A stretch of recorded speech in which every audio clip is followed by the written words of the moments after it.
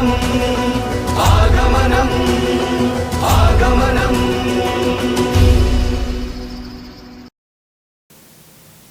नमो अरिहन्ताडं नमो सिद्धाडं नमो आयिरीयाडं नमो वज्रायाडं नमो लोये सौसाहुडं।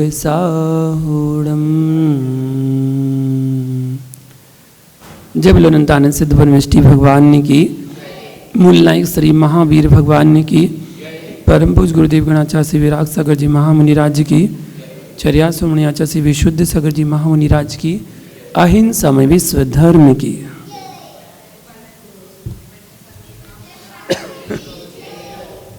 महानुभाव, जिज्ञासा समाधान चल रहा है और कर्णानुग संबंधी जिज्ञासा है। प्रारंभ करते हैं पहली जिज्ञासा। नरक, त्र्यंच, मनुष्य व देवगति में उत्पन्न होने के प्रथम समय में क्या क्रमशः क्रोध, मान, माया व लोभ कषाय के उदय होने का नियम एकांतता सही है तथा क्या उन कषायों का उदय वहाँ पर केवल एक समय तक रहता है या अंतर्मुहूर्त तक रहता है? इसका खुलासा करें। समाधान करते हैं। शंकाकार का अभिप्राय यह है कि किस आचार्य के मतानुसार यह नियम है तथा किस आचार्य के मतानुसार यह नियम नहीं है, अथवा सर्व आचार्य सम्मत नियम है। सो उत्तर यह है कि जीव कांड ग्रंथ में आचार्य भगवान नेमिचंद मुनिराज कहते हैं, नरक गति, त्र्यंच गति, मनुष्य गति और देव गति, ये चार गतियाँ होती हैं। नरक गति, त्र्यंच गति, मनुष्य गति और देव गति।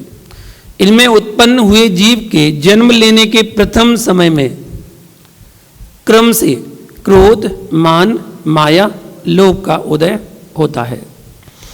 यह नियम है।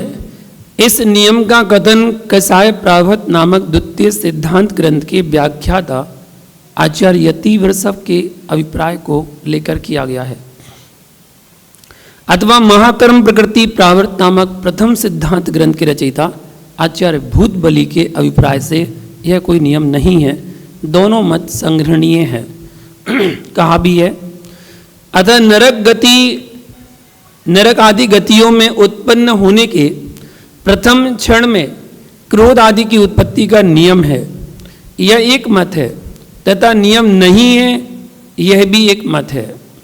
जिस मत के अनुसार उत्पत्ति का नियम है, उस मत के अनुसार भी प्रथम अंतर्मुहूर्त में, हाँ इतना जरूर है कि प्रथम अंतर्मुहूर्त में यदि वही कषाय स्थिर रहती है तो रहो, बाधा नहीं है, पर जरूरी नहीं है कि वह अंतर्मुहूर्त तक स्थिर रहे ही, बदल भी सकती है। जैसे किसी त्र्यंच या मनुष्य की क्रोध हुआ, अब उसके क्रोध के नष्ट होने के काल में एक समय तक ही क्रोध रहेगा, फिर कषाय अंतर हो जाएगी, बदल जाएगी। जिसके ज़्यादा समय उस कषाय का काल बाकी है और मरा और उस कषाय से प्रारंभ होने वाली गति में ही जाकर उत्पन्न हुआ, उससे बाकी के काल प्रमाण तक यह कषाय रहेगी। विशेष यह है कि एक जीव की अपेक्षा क्रोध कषाय का मरण से तथा मान, माया और लोभ कषाय का मरण और व्याघात दोनों प्रकार से जगन्य काल एक समय बन जाता है। यह बात खुदाबंद व जीव स्थान के अनुसार है, परंतु कषाय प्रावत चूणी सूत्र में अन्य ही बात कही गई है।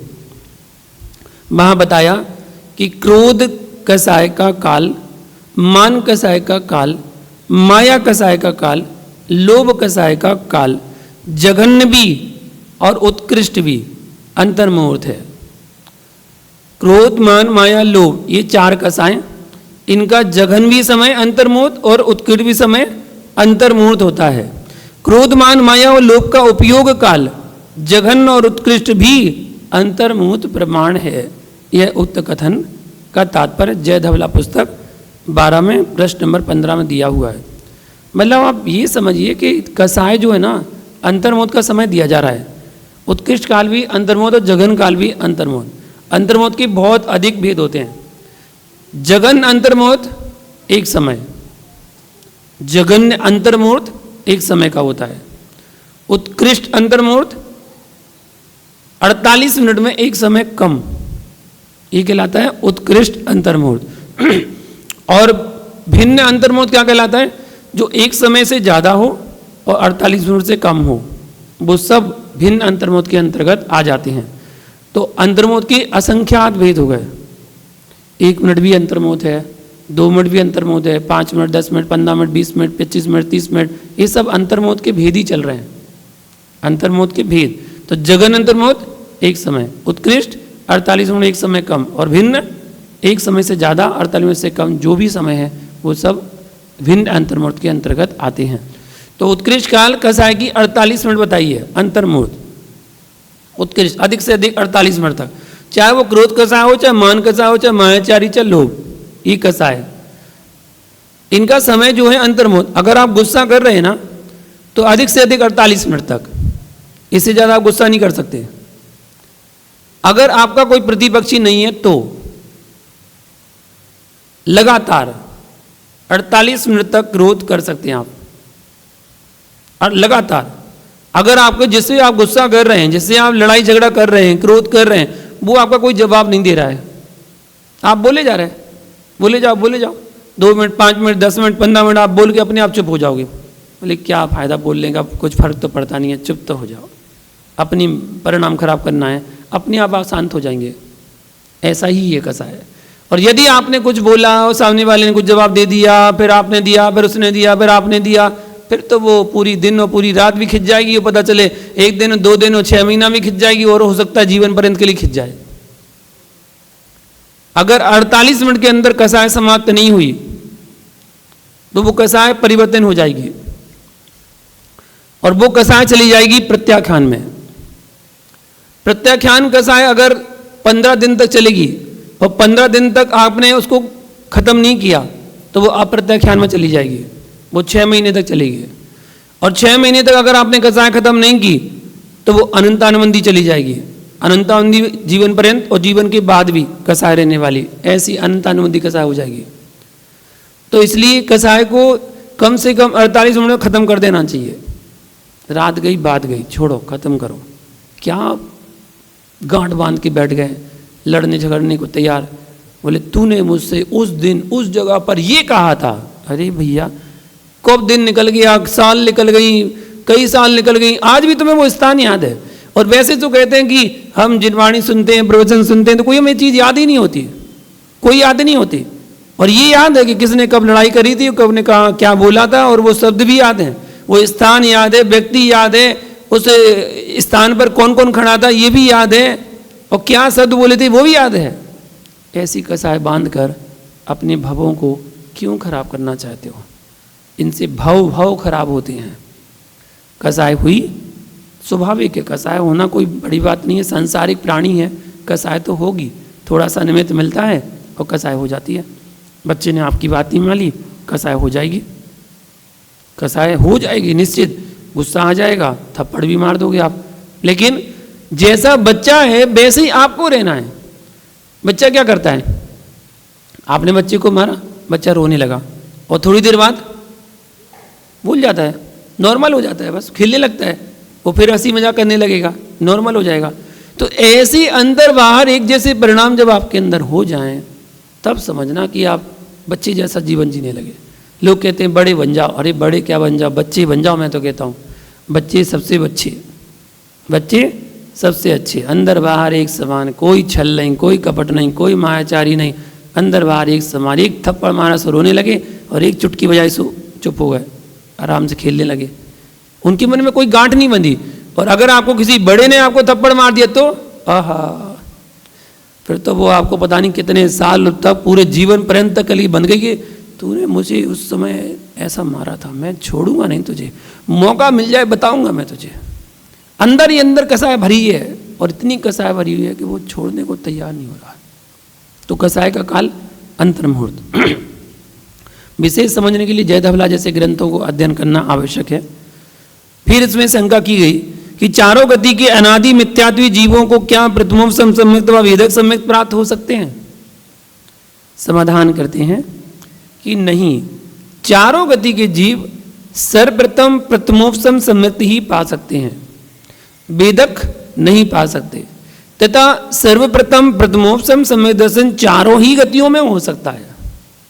प्रथमोपसम सम्यक्त चारों गतियों में हो सकता है। प्रथमोपसम सम्यक्त क्या कहलाता है?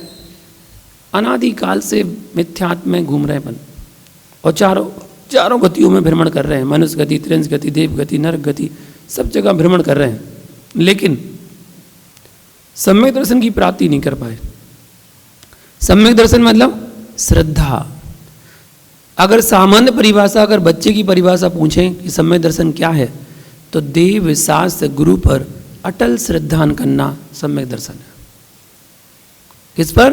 देव शास्त्र गुरु। देव मतलब जिनेंद्र भगवान, शास्त्र मतलब जिनवाणी, और गुरु मतलब हमारे आचार्य उपाध्याय साधु। इन पर अटल श्रद्धान करना वही सम्यक दर्शन का पहला स्टेज है, पहला चरण है कि आप पहले सच्चे जैनी तो बन जाएं। क्योंकि अभी तो वर्तमान में ऐसी स्थिति होती है, थोड़ा सा परेशानी आती है सो बस विचलित हो जाता मन। किसी ने कहा वहाँ चले जाओ, वहाँ पर माथा टेकाओ, तुम्हारा काम हो जाएगा, लो भाई वहाँ चलेगा। किसी ने कहा कि वो हो गया है, दाने निकल आए हैं, अरे बोले माता निकल आई, माता, तो बोले माता निकालें तो वहाँ चले जाओ, झड़वा के आओ, तुम्हारी माता ठीक हो जाएंगी, तो वो झड़वाने चलेगा, वहाँ पर चलेगा। अपने आगम पर विश्वास ही नहीं। आपके असाता वेदनी कर्म का उदय आया है, और जब तक वो उदय रहेगा तब तक तो पीड़ा रहेगी, निश्चित रहेगी। तो प्रथमोपसम सम्यक दर्शन यथार्थ श्रद्धान करना चारों गतियों में हो सकता है। अर्ध पुद्गल परिवर्तन प्रमाण संचारवास के शेष रह जाने पर जिसे काल लब्धि आदि योग्य सामग्री का संयोग प्राप्त होता है, ऐसा किसी भी गति का संगी पंचेंद्री, क्या क्या कंडीशन है? अगर आपको सम्यक दर्शन प्राप्त करना है तो कंडीशन देखो क्या क्या है। संगी होना चाहिए, संगी मतलब मन सहित होना चाहिए। पंचेंद्री होना चाहिए, जब पांचों इंद्रिय होंगे तभी तो मन होगा, जब पांचों इंद्रिय नहीं है तो मन कैसे होगा? एक इंद्रिय, दो इंद्रिय, तीन इंद्रिय, चार इंद्रिय जीवों का मन नहीं होता, केवल पंचेंद्रिय जीवों का ही मन होता है। पंचेंद्रिय के दो भेद होते हैं, संगी और असंगी। संगी मतलब मन सहित और असंगी मतलब मन रहित, ठीक है। तो संगी होना जरूरी है, पंचेंद्रिय होना जरूरी है, पर्याप्तक होना जरूरी है, भव्य जीव होना जरूरी है, और विशुद्ध परिणामों की प्राप्ति रूप करण लब्धि के प्रसाद से अंतर्मोद काल के द्वारा अपने मानस को निर्मल करता हुआ अनंतानुबंधी कसाय और दर्शन मोह का प्रशमन होने पर प्रथम बार आद्य औपसमिक सम्यक्त को ग्रहण करता है, वो कहलाता है प्रथमोपसम सम्यक दर्शन। ऐसा जैन धर्मामृत पृष्ठ 4 संकलन संपादन में किया गया। उपर्युक्त कथन से स्पष्ट ज्ञात होता है कि चारों में से किसी भी गति का प्राणी प्रथम बार सम्यक्त पा सकता है, अर्थात चारों गति का अनादि मिथ्यात्व सम्यक्त पा सकता है। अन्यत्र भी कहा गया है कि चारों गति का अनादि या सादि मिथ्यात्वी प्रथमोपसम सम्यक्त प्राप्त पाता है। धवला में भी लिखा है कि यहाँ अनादि मिथ्या दृष्टि जीव का अधिकार है, धवला पुस्तक 6 उसमें भी दिया है। फिर आगे सूत्र 9 की टीका में कहते हैं कि यह जीव दर्शन मोह को चारों ही गतियों में उपसमता है, ऐसा धवला पुस्तक 6 में दिया है। इससे सिद्ध होता है कि चारों गति का अनादि मिथ्यात्वी सम्यक्त पाता है। अनादि मिथ्या दृष्टि सर्वप्रथम प्रथमोपसम सम्यक्त को ही प्राप्त करता है, ये नियम है। जो अनादि मिथ्या दृष्टि जीव है, अनादि से मिथ्यात्व में घूम रहा है, ऐसा जीव सबसे पहले यदि कोई सम्यक्त प्राप्त करेगा तो वो प्रथमोपसम सम्यक्त प्राप्त करता है। सादी मिथ्या दृष्टि में जिसके मोहिनी कर्म की 26 या 27 प्रकृति की सत्ता है, वह सर्वप्रथम प्रथमोपसम सम्यक्त को ही प्राप्त होता है, किंतु जिस साधी मिथ्यात्विति के 28 प्रकृतियों की सत्ता है, वह वेदक काल के भीतर सर्वप्रथम वेदक सम्यक्त को प्राप्त करता है। वेदक सम्यक्त बाद में होता है, पहले प्रथमोपसम, उसके बाद वेदक सम्यक्त प्राप्त होता है। हाँ, वेदक काल के व्यतीत हो जाने पर वह भी सर्वप्रथम प्रथमोपसम सम्यक्त को ही प्राप्त करता है, ऐसा पंडित फूलचंद जी शास्त्री ने प्रमाण से तत्वार सूत्र का टीका में उदाहरण दिया है। इस प्रकार हमने जाना कि चारों गतियों के जीवों को सम्यक दर्शन हो सकता है, और सबसे पहले कोई सम्यक होगा तो प्रथमोपम सम्यक दर्शन ही होगा। अब हम जानते हैं चरणानुयुक्त संबंधी जिज्ञासा। तत्वार्थ सूत्र में 9वें अध्याय में सूत्र नंबर 9 में परिचय कथन में याचना पाठ भी आता है। यांचा भी कौन सा पाठ संगत है, सार्थक समझाएं, और ज्यादा उपयुक्त पाठ कौन सा है, यांचा भी की याचना। देखिए समाधान करते हैं। यांचा शब्द की व्युत्पत्ति इस प्रकार होती है, याच प्लस मंग प्लस टाप बराबर यांच, अर्थात याच धातु से मंग प्रत्यय पूर्वक टाप प्रत्यय लगाकर यांच शब्द बना। इसका अर्थ होता है याचना। यांच का अर्थ होता है याचना, प्रार्थना, विनती। यांच का अर्थ क्या हो गया, याचना, प्रार्थना, विनती। ठीक है ना। दिगंबर साधु कभी किसी के सामने याचना नहीं करते, किसी के सामने विनती नहीं करते, किसी के सामने प्रार्थना नहीं करते। दिगंबर साधु कभी किसी के सामने हाथ नहीं फैलाते। हाथ फैलाना मांगना अलग चीज़ है, दिगंबर साधु को भी मांगते नहीं है। आप कहेंगे कि आहार के समय तो मुनिराज हाथ फैलाते हैं, वो मांगते नहीं है, वो अपनी भिक्षावृत्ति का पालन करते हैं, अर्थात वो अपनी अंजलि खोलते हैं, आप उस अंजलि में जो देते हैं उसका वो ग्रहण करते हैं, तो वो मांगते नहीं है। वो ये नहीं कहते अरे इसमें मीठा कम है, थोड़ा सा मीठा लाओ ना, इसमें नमक कम डाल दिया तुमने, नमक अच्छा डालो ना, छौंक तो लगाए नहीं है, बघार तो लगा नहीं है, बघार लगाओ ना। वो कभी ऐसा नहीं कहते हैं, कोई भी दिगंबर साधु ऐसा नहीं कहते हैं। याचना शब्द की व्युत्पत्ति इस प्रकार है, यांच णिच प्लस युच टाप याचना, ये 4 अक्षरों से मिलकर याचना शब्द बना है, अर्थात याच धातु से णिच एवं युच प्रत्यय पूर्वक टाप प्रत्यय लगाकर याचना शब्द बनता है। याचना, प्रार्थना, विनती एक ही शब्द पर्यायवाचक शब्द कहलाते हैं। दोनों शब्दों में मूल धातु एक ही है, याच। दोनों स्त्रीलिंग शब्द हैं, याचना। दोनों शब्द प्राह समानार्थक हैं, अतः दोनों का समान अर्थ निकलता है।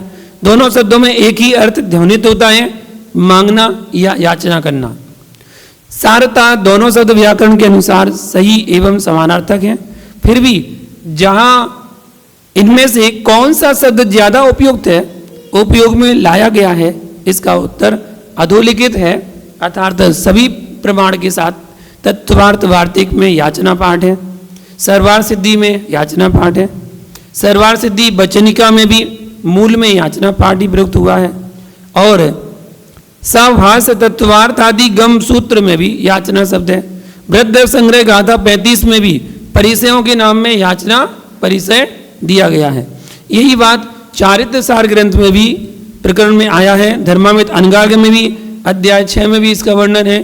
सभी जगह याचना शब्द का प्रयोग ही किया गया है, अतः याचना परिचय प्रकरण में याचना शब्द अधिक शास्त्रों में आया है, यांचा नहीं, अतः याचना अधिक उपयुक्त है। फिर भी यांचा शब्द भी है तो इसी अर्थ व इसी अभिप्राय का अभिव्यंजक अतः यांचा भी अनुचित नहीं है। अगर कहीं मिलता है यांचा शब्द तो उसको भी अनुचित ना कहें, वो भी याचना का ही अर्थ है। एक जिज्ञासा करते हैं 24 ठाणा की है।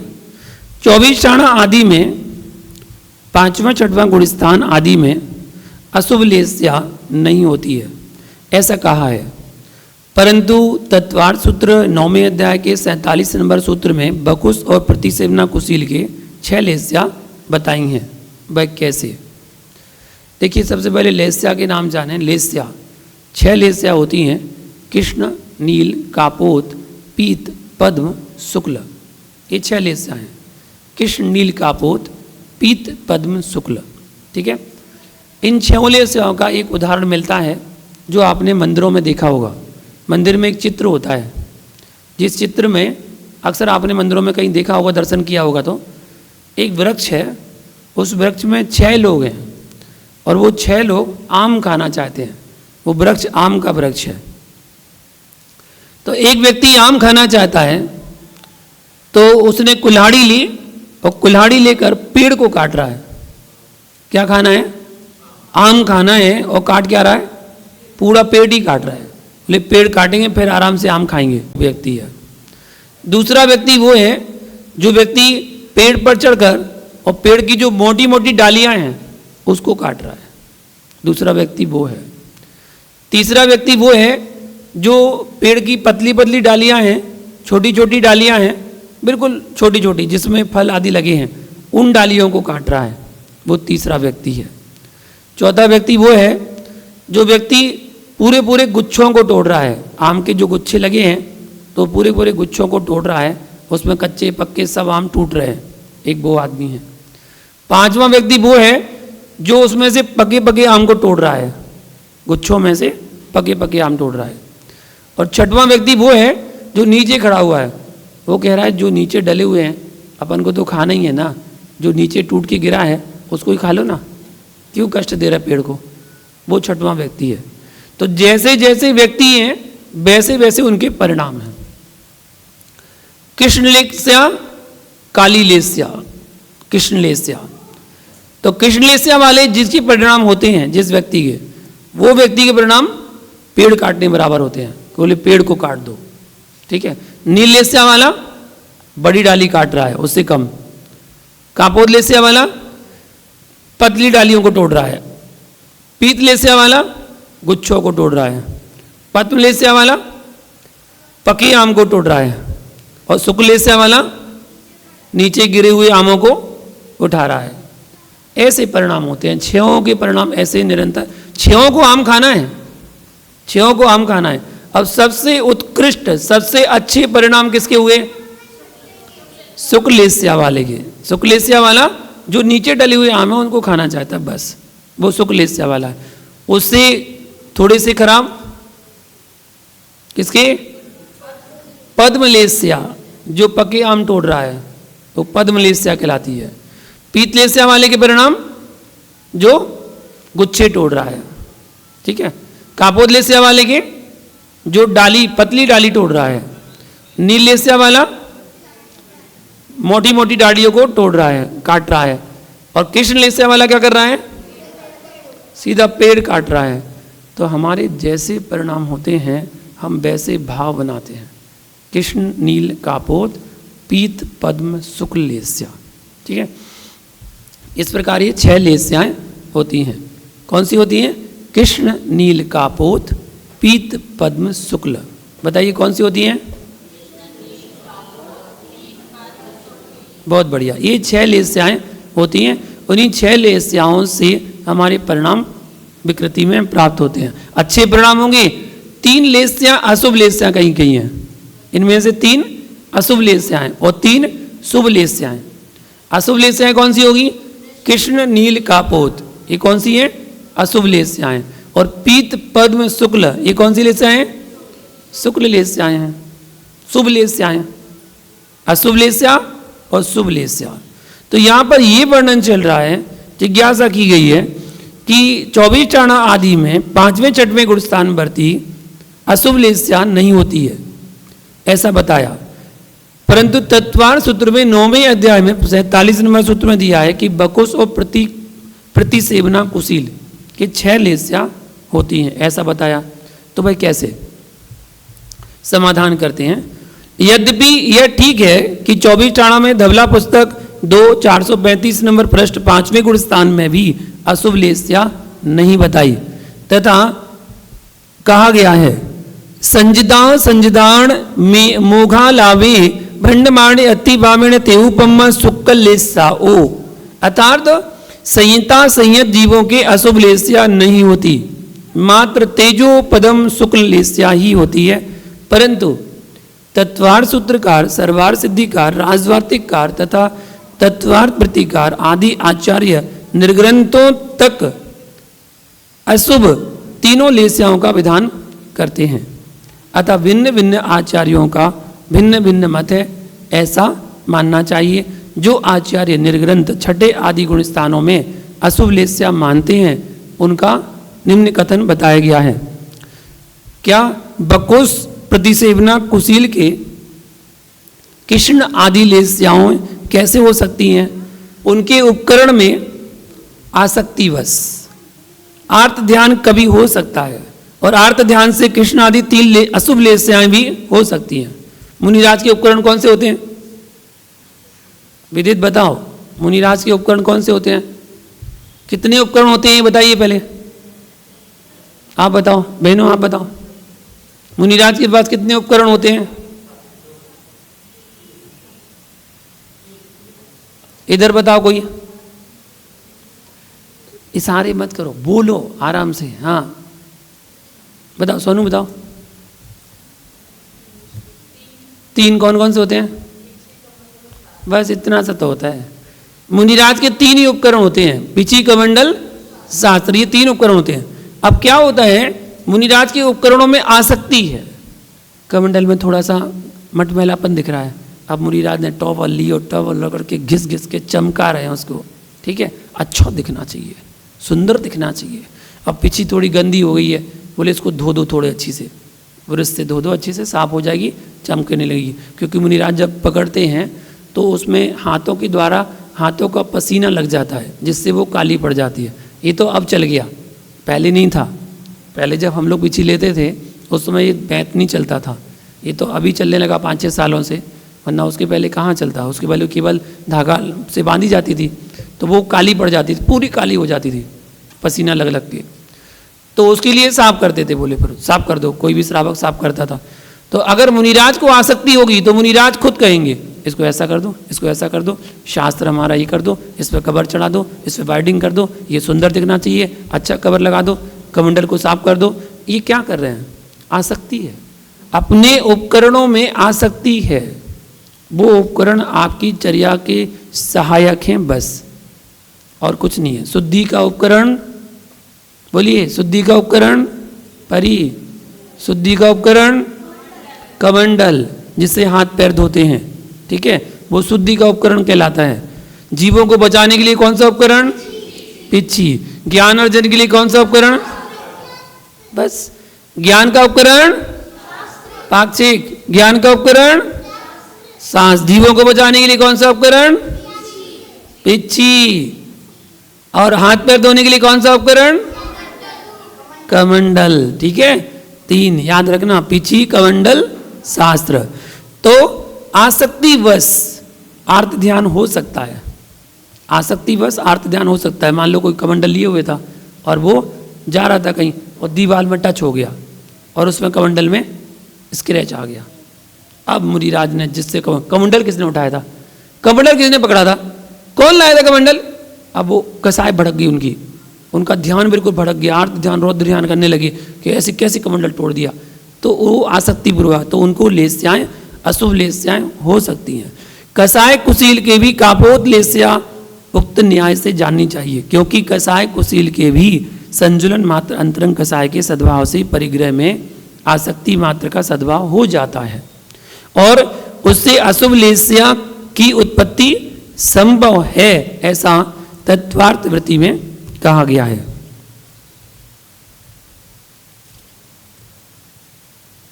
हाँ, एक जिज्ञासा है, पंचम काल में भरत क्षेत्र में मुनि किस गुणस्थान तक जा सकते हैं? पंचम काल में मुनि भरत क्षेत्र में कौन से गुणस्थान तक जा सकते हैं? हाईएस्ट गुणस्थान होते हैं 14। गुणस्थान कितने होते हैं? 14। ओहो, आनंद जी बता रहे हैं। हाँ जी बताइए, पूछिए। 6वां गुणस्थान नहीं, मुनिराज पंचम काल में 7वें गुणस्थान तक जा सकते हैं। अगर 6वें गुणस्थान में स्थिर रह ही नहीं सकते, 6वें गुणस्थान का जो उत्कृष्ट समय है वो है अंतर मुहूर्त, मतलब 48 मिनट, और 7वें गुणस्थान का समय है अंतर मुहूर्त, मतलब 48 मिनट।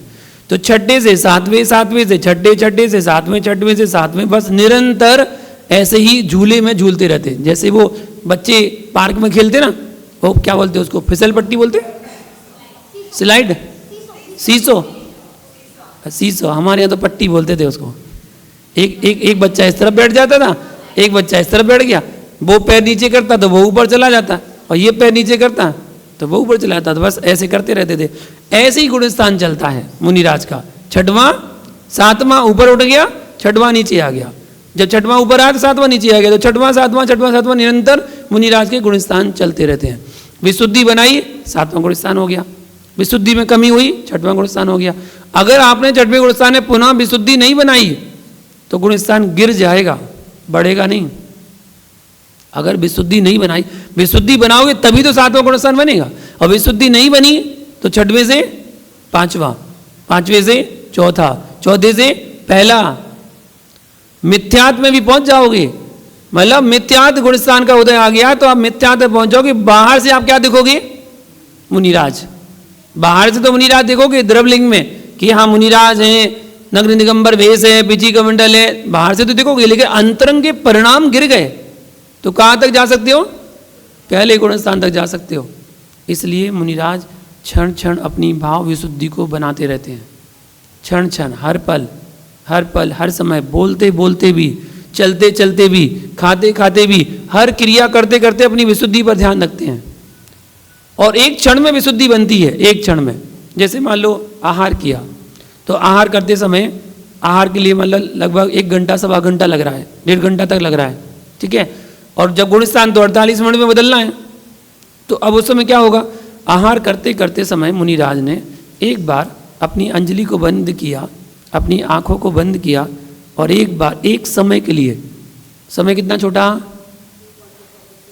एक पलक झपकाने में असंख्यात समय हो जाते हैं। एक पलक झपकाने में असंख्यात समय हो जाते हैं। तो एक समय कितना छोटा होगा? कल्पना से परे, उसकी कोई कल्पना भी नहीं कर सकता। तो एक समय के लिए क्या बन गया? सातवां गुणस्थान। उन्होंने बस बंद की आंख और हाथ बंद करके इतना सा सोच लिया कि हे चेतन, ये आहार शरीर की पुष्ट करने के लिए है, आत्मा के लिए नहीं है। आत्मा के लिए भोजन तो ज्ञानामृतम भोजनम है, ज्ञान रूपी अमृत का भोजन करती है आत्मा। बस सातवां गुणस्थान बन गया, विशुद्धि बन गई। इतने में विशुद्धि बन गई कि हम कहाँ जा रहे हैं? ये भोजन तो हमने अनादिकाल से किया है, अनादिकाल से करते आ रहे हैं। चारों गतियों में जहाँ जहाँ गए वहाँ वहाँ भोजन ही तो मांगा है, भोजन ही तो किया है। कभी मिल गया, कभी नहीं मिला। जब नहीं मिला तो तरसते रहे, एक दाने के लिए तरसते रहे, एक दाना मिल जाए। भूख तो इतनी लगी कि तीनों लोक का नाच खा सकते थे, तीनों लोक का नाच खा सकते थे, लेकिन एक कण भी खाने को नहीं मिला। प्यास तो इतनी लगी कि पूरे समुद्रों का पानी पी सकते थे, इतनी प्यास लग रही थी, लेकिन पानी की एक बूंद पीने नहीं मिली। कहाँ पर? नरक में। ऐसी स्थिति को भी हम भोग कर आ चुके हैं। और यहाँ पर अगर 2 घंटे 4 घंटे पानी ना मिले तो कंठ सूख रहा है, बहुत गर्मी लग रही है, पानी मिल जाए, पर थोड़ा सा पानी मिल जाए बस। आहा, एक उपवास कर लेना, अगर वो उपवास भी अच्छे से नहीं हो पाता है, उसमें भी पानी पीना है। बोले एक टाइम तो पानी की छूट रख ले, कम से कम एक टाइम तो पानी पी लेंगे। अरे सागरों पर्यंत की आयु तो बिना पानी के बिता के आ गए, यहाँ एक दिन नहीं बिता पा रहे बिना पानी के। तो पानी चाहिए एक दिन।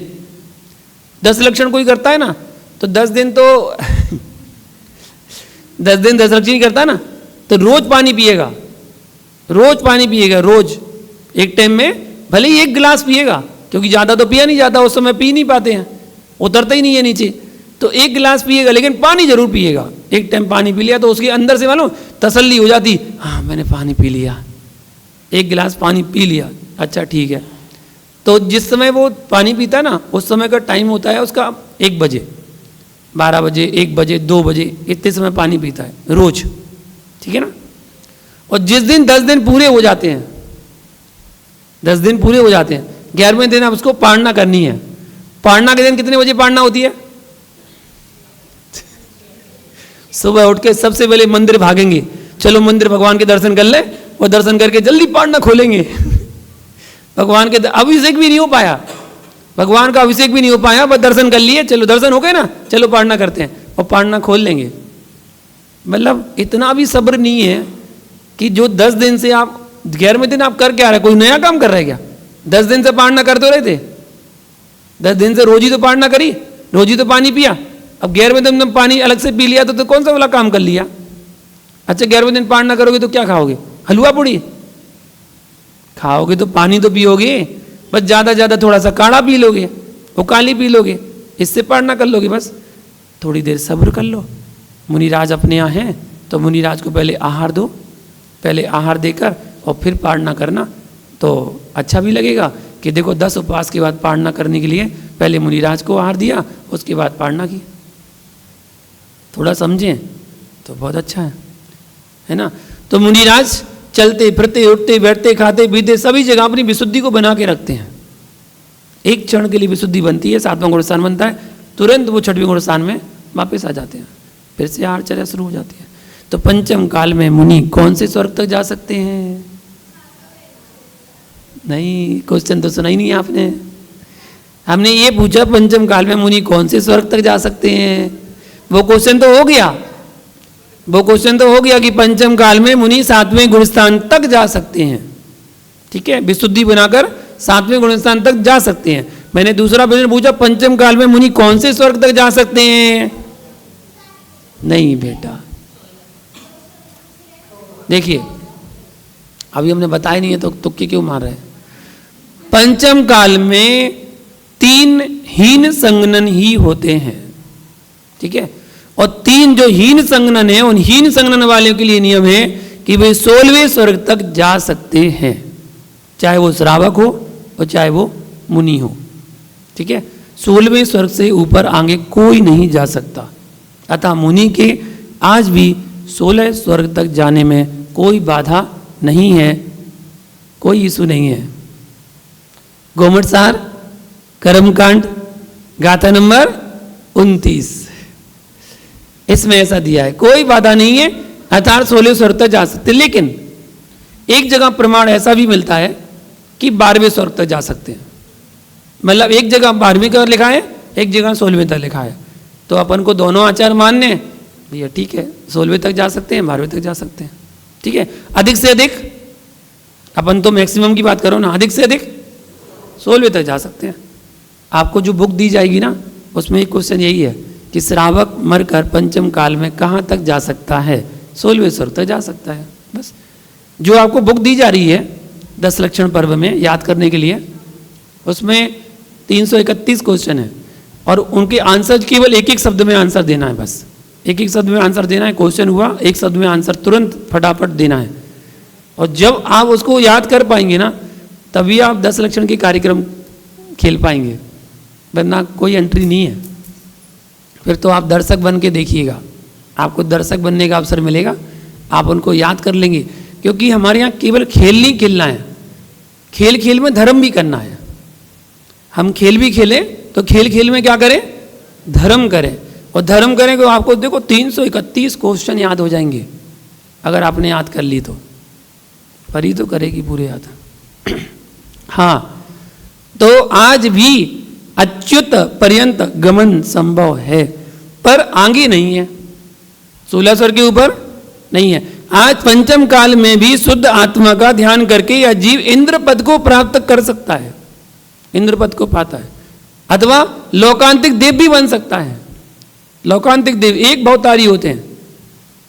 सौदर्मिंद्र में एक भवतारी, सौदर्मिंद्र ने जन्म ले लिया तो अगली पर्याय में पुरुष बनकर मुनि बनकर मोक्ष, लोकांतिक देव बन गया तो एक भवतारी, वहां से आके पुरुष पर्याय जन्म लेकर मुनि बन के मोक्ष, ऐसा ही उसका जीवन बचता है बस। और वहां से चित होकर के जैसा कि विधान है मोक्ष जा सकता है। तो आज आप अगर देव पर्याय को ही प्राप्त करने वाले हैं तो यही भावना भाव, भगवान सौदरबिंद बना दियो या लोकांतिक देव बन जाए, बस एक भवतारी, संसार की झंझटों से खत्म। पंचम काल में भी धर्म ध्यान संभव है, सामायिक छिदोपस्थापना संयम संभव है। हाँ, शुक्ल ध्यान अभी नहीं होता है पंचम काल में, जीव श्रेणी भी नहीं चढ़ते हैं, श्रेणी होती ना वो भी नहीं चढ़ते हैं, क्योंकि 7वें गुणस्थान से आगे बढ़ ही नहीं सकते हैं, इसलिए वो श्रेणी भी नहीं चढ़ सकते हैं। इसी बात में एक प्रश्न उठता है कि आरिका कौन से स्वर्ग तक जा सकती हैं? मुनि का तो बता दिया, आरिका कौन से स्वर्ग तक जा सकती हैं? तो आरिका भी जब श्रावक के लिए विधान है तो आरिका को क्यों नहीं होगा? आरिका भी 16 स्वर्ग तक जा सकती हैं, इससे ऊपर नहीं। सीता भी अच्युत स्वर्ग में अर्थात 16वें स्वर्ग तक गई। जब सीता जी ने सल्लेखना समाधि वर्ण किया था दीक्षा लेने के बाद, तो उनको भी 16वें स्वर्ग तक वो गई, अच्युत स्वर्ग में वहां पर गई, ऐसा पद्म पुराण ग्रंथ में लिखा है। मरुदेवी कौन थी? आदिनाथ भगवान की माता। ब्राह्मी सुंदरी वो कौन थी? आदिनाथ की बेटियां। यशस्वती ये कौन थी? आदिनाथ की पत्नी। और सुनंदा ये भी उनकी पत्नी। यशस्वती का दूसरा नाम नंदा है, नंदा सुनंदा। और सुलोचना, चंदना, अनंतमती, द्रौपदी आदि सभी स्त्रियां स्वर्ग ही गई हैं, आगे उससे ऊपर नहीं गई। 16 स्वर्ग से ऊपर तो ऊपर कोई देवियां नहीं जाती हैं, अर्थात पंचम काल में भी स्त्री पर्याय में 16वें स्वर्ग से ऊपर जाने का निषेध है, अर्थात कोई भी नहीं जा सकता है। ठीक है, इस प्रकार आज का हमने जिज्ञासा समाधान देखा। अब करते हैं अपन प्रश्न मंच। ठीक है पाक्षी बाबू, प्रश्न मंच करते हैं। अच्छा बताइए, आपको बताना है 6 लेस्याएं कौन कौन सी होती हैं? लेस्याओं के नाम बताइए। लेस्याएं कितनी होती हैं, कौन कौन सी होती हैं? हाँ देखो, 1 2 हाथ उठ रहे हैं, और 3 हाथ उठ गए, 4 हाथ उठ गए, 5 हाथ उठ गए, और कोई? बच्चों में केवल एक ही हाथ उठ रहा है, विदित जैन का। और कोई? वाणी जैन हाथ क्यों नहीं उठा रही हो? चलो मम्मी बता देंगी, पहले बताओ। याद हो गई? कृष्ण नील कापोत, पीत पद्म शुक्ल। पीत पद्म शुक्ल, बिल्कुल सही जवाब। दो जैन साहब गिफ्ट दो, वो वाले जैन साहब गिफ्ट देंगे, आइए उनकी तरफ से आज के पुरस्कार। अगला क्वेश्चन, इन 6 लेसा का एक, तुमने सुना था? तुम आ गए थे लेसा के समय? आ गए थे? दीजिए ना। कृष्ण लेसा वाला क्या कर रहा है, नील वाला क्या कर रहा है? पूरा उदाहरण। कृष्ण वाला पूरा पेड़ काट रहा है। हाँ। नील वाला बड़े बड़े मोटे मोटे ये डालियों को काट रहा है। हाँ। कापोत वाला छोटी छोटी डालियों को काट रहा है। हाँ। पग्या वाला गुच्छों को काट रहा है। पीत लेस्या, सॉरी पीत वाला। हाँ, पीत और वाला। पग्या वाला पद्म।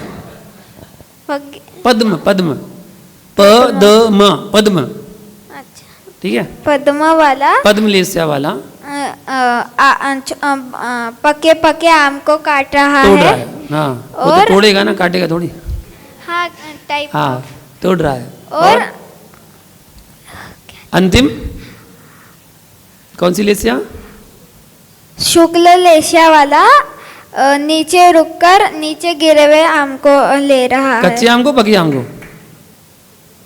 पके। एक सही जवाब। इस प्रकार 6 लेस्या ये होती हैं। ठीक, अगला क्वेश्चन बताइए। विदित इनाम ले लो आपका। हाँ, जोरदार ताली बजाएं। 4 गतियां कौन कौन सी होती हैं? सिर्फ हाथ उठाना है, सिर्फ हाथ उठाना है। ओनली हाथ खड़ा करना है। हाथ खड़ा करोगे तभी पूछा जाएगा। बैठे बैठे बैठना बेटा, बैठ के बैठे बैठे आंसर दिया तो 11 माला फेरनी पड़ेगी। पेंसिल चाहिए क्या? बताओ, वाणी बताओ, नाम बताओ जल्दी से। 4 गतियां कौन कौन सी होती हैं? क्रोध। गतियां, गति कैसा है नहीं पूछ रहा, गति पता है? नहीं? पाक्षिक जैन बताओ, 4 गतियां कौन कौन सी होती हैं?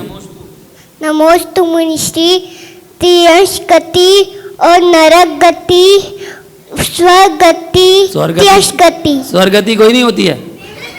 देव गति। 11 माला। देव गति। हाँ, फिर से बताओ। पहला नरक गति। हाँ। तियश गति। हाँ। देव गति। हाँ। तुम कौन से हो? गति। तुम कौन हो? हाँ, तुम कौन हो? पाक्षिक। अरे नारकी हो कि तिरंच हो? तियंश। तुम तिरंच हो? नहीं, स्वर्ग। स्वर्ग। तुम स्वर्ग में हो? चार गति बताओ पहले कौन सी है चार गति, फिर तुम बताना तुम कौन सी गति की हो। चार गति कौन सी है?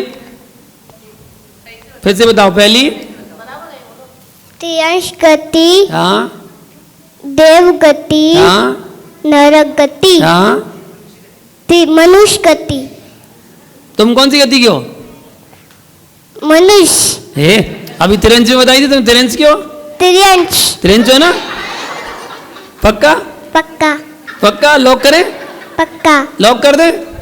चेंज तो नहीं करना, बदल दो, मनुष्य गति कर लो। मनुष्य गति। मनुष्य गति के तिरंज गति? दो में से एक बताओ। मनुष्य की तिरंज, मनुष्य की तिरंज। तियंश। मनुष्य। मनुष्य? हाँ। एक कंफर्म करो, एक लॉक करेंगे, तिरंज की मनुष्य? मनुष्य। लॉक कर दे? हाँ। लॉक किया, बिल्कुल सही जवाब। आ जाओ, इनाम ले लो अपना। अरे अरे अरे रुक जा, इधर लो, इधर इधर, हाँ इधर कैमरे में। चलो आ जाओ, बैठ जाओ बैठ जाओ। अगला क्वेश्चन आपको बताना है, चार कसाएं कौन सी होती हैं? चार कसाएं कौन सी होती हैं? अभी अभी पूछ, नीचे बैठना है, एक जब मिल जाए तो दोबारा किस गति का हो गया। अभी हमने सबसे पहले जब अपन ने शुरू की थी ना जिज्ञासा समाधान, उसमें चार कसाएं के नाम आए थे। चार कसाएं कौन कौन सी होती हैं? गिफ्ट मिल गया। आदिज बताओ। नमोस्तु मुनिश्री। चार कषाय, क्रोध, मान और माया और लोभ। क्रोध के बाद और आएगा कि लोभ के बाद और आएगा? माया के बाद। माया के बाद आएगा, क्रोध के बाद नहीं आएगा। कि क्रोध और मान, क्रोध और मान, माया और लोभ, ऐसा आएगा कि क्रोध मान माया लोभ, ऐसा कैसा आएगा? क्रोध, मान, माया और लोभ। और लोभ, माया के बाद और आएगा कि क्रोध के बाद और आएगा? माया के बाद। सोच लो कौन सा लॉक करना है, क्रोध के बाद और कि माया के बाद और? माया के बाद। लॉक करें? पक्का? लॉक? बिल्कुल सही जवाब।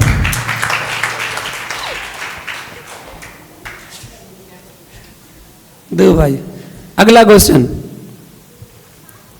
आपको बताना है, पंचम काल में मरकर श्रावक कौन से स्वर्ग तक जा सकता है? सिर्फ हाथ उठाना है, सिर्फ हाथ उठाना है। हाँ, मनन तुझे नहीं मिली, इनाम नहीं मिली? बताओ मनन।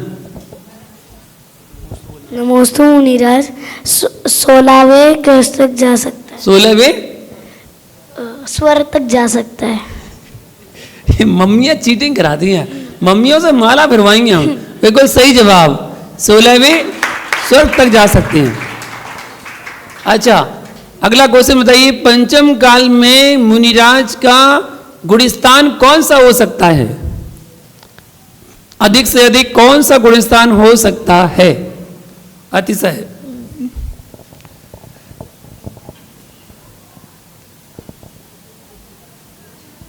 नमोस्तु मुनिश्री। 7वां गुणस्थान। पक्का? हाँ, और छठवां? ज्यादा से ज्यादा 7वां। ज्यादा से ज्यादा लॉक करें? हाँ। छठवां तो नहीं करना? छठवां सातवां? 7वां 7वां। छठवां सातवां झूला, छठवां सातवां? नहीं, 7वां। छठवां के सातवां? 7वां। तो स्टाइल बढ़िया, अमिताभ बच्चन जैसी है। अमिताभ बच्चन ऐसे ही खड़ा होता था, एक स्टाइल में ऐसी, एक पिक्चर में ना एक पैर ऐसा करके वो खड़ा होता था। बिल्कुल सही जवाब, 7वें गुणस्थान। ओके, चलिए आज के लिए इतना ही। चलिए जिनवाणी स्तुति के लिए सभी खड़े हो जाएं। जावाणिंजन सागर जी मुनिराज, आज थारी आरती उतारूं। विभंजन सागर जी मुनिराज, आज थारी आरती उतारूं। आरती उतारूं थारी मूरत निहारूं। आरती उतारूं थारी मूरत निहारूं। विभंजन सागर जी मुनिराज। क्षेत्र सोनागिर जन्म लियो है, माँ जिन वाणी को धन्य कियो है। विराग सागर जी के लाल, आज तारी आरती उतारूं। विभंजन सागर जी मुनिराज, ज्ञानी ध्यानी निरअभिमानी, शांति सुधा रस के हो दानी। वाणी है सुखकार, आज तारी आरती उतारूं। विभंजन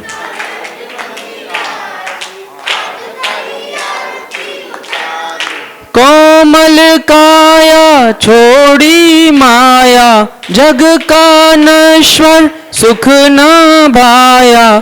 छोड़ा सब परिवार, आज थारी आरती उतारूं। विभंजन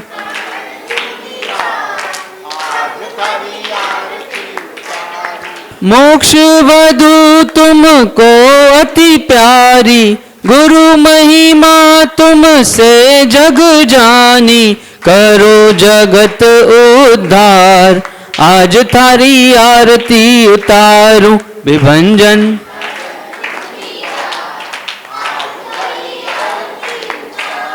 स्वर्ण रत्नमयी आरती भाई, केवल ज्ञान मिले सुखदाई। युग युग जियो मुनिराज, आज थारी आरती उतारूं। विभंजन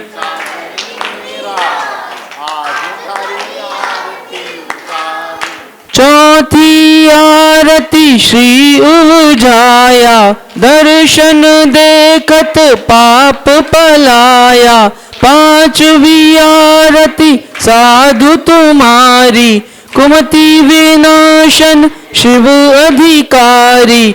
शरण में ले लो मुनिराज, आज थारी आरती उतारूं। विभंजन सागर जी मुनिराज, आज थारी आरती उतारूं। आरती उतारूं थारी मूरत निहारूं, आरती उतारूं थारी मूरत निहारूं। विभंजन सागर जी मुनिराज, आज थारी आरती उतारूं। जय बोलो परम पूज्य मुनि श्री 108 विभंजन सागर जी गुरुदेव की दद्युग जलाक्षत मनोहर पुष्प दीपे, पात्रार्पितम प्रतिदिनम महर्दाधरेण। त्रैलोक्य मंगल सुखालय काम दोहा, मारार्तिकम तव विभोरवतारयामि। इति श्री मंगल आरती का अवतरणम मंगल उद्धरणम करोमि स्वाहा। श्री गुरुवर की आशिका लीजे शीश चढ़ाए, भव भव के पातक कटे, दुख दूर हो जाएं, कर्म दूर हो जाएं। जय बोले परम पूज्य मुनि श्री 108 विभंजन सागर जी गुरुदेव की।